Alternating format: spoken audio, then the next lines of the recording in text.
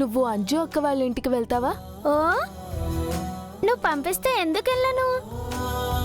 నాకు అమర్ సార్ అంటే చాలా ఇష్టం. మీ మామీకి కూడా ఆ సార్ అంటే చాలా ఇష్టం. గదే గౌరవం. బుజ్జమ్మా, నువ్వు ఆ సార్ వాళ్ళ ఇంట్లో ఉండు. వీలు చూసుకొని నేను కూడా అక్కడికే వస్తాను. నిజమా అమ్మా? నిజమే బుజ్జమ్మా. కాని గడా అందరి ముందు అమ్మా అని పిలవద్దు. ఏ, ఎందుకు? ఎందుకో తర్వాత చెప్తాను. నువ్వు వెళ్ళి ఆడుకొస్తారేనా? ఓకే. అమ్మా, ఏమైందమ్మా? సార్ని కలిసారా? ఏమన్నారు? ప్రస్తుతానికి చూపులు మాత్రమే కలిసే బాబాయ్, మాటలు లేవు. సారు కోపంగా ఉన్నారమ్మా లేక శాంతంగా ఉన్నారా? పైకి కోపంగా, మనసులో ప్రేమగా ఉన్నారు బాబాయ్. అవును, ఆ మనోహరి అక్కడికి వచ్చిందా అమ్మా? పాపి చిరాయు అని దానికి 100 ఏండ్లు. గదే ఫోన్ చేస్తుంది కాక. ఎందుకు చేయదు?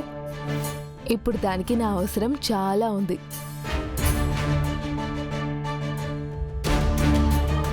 నా కోసమే ఫోన్ చేసి ఉంటుంది. ఎత్తు. గట్లనే. చెప్పు మనోహరి. కరుణ, ఎక్కడున్నావు? నీ పక్కన బాగి ఉందా? ఉంది. ఏ? ఒక్కసారి ఫోన్ తనకి ఇవ్వవా? ఇస్తా. చెప్పు మనోహరి. నాకు అమర్ దగ్గర అవుతాడని చెప్పావు.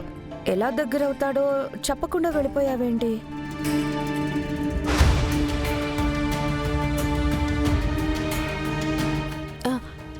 మామూలుగా అయితే ఆయన నీకు దగ్గర అవ్వడం అసాధ్యం మనోహరి. అదేంటి? నువ్వేగా మేము కలుస్తామని చెప్పావు. మీరు కలుస్తారు, కానీ ఎప్పుడు? నేను అక్కడున్నప్పుడు. అక్కడంటే ఎక్కడా? అదే ఆ ఇంట్లో, నేను ఆయన ఎదురుగా ఉన్నప్పుడు. నువ్వెదురుగా ఉంటే మేమెలా కలుస్తాం?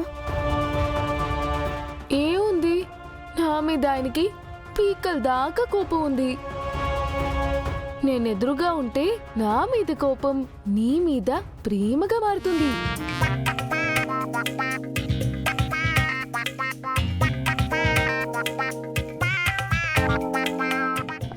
నన్ను ఏడిపించడానికి నిన్ను నవ్విస్తారు,